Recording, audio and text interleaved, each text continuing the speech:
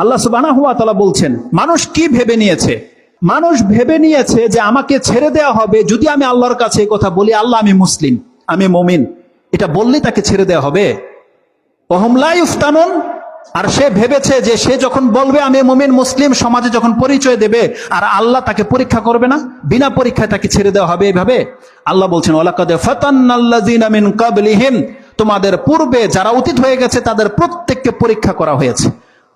এই কথা বলে দেওয়ার পর আল্লাহ বলছেন ফালা ইয়ালামান্নাল্লাহুল্লাযিনা সাদাকু, আমি প্রমাণ করে দেব এই জমিনে কে তার দাবিতে সত্যবাদী আর কে মিথ্যুক। আল্লাহ বলছেন আমি প্রমাণ করে দেব।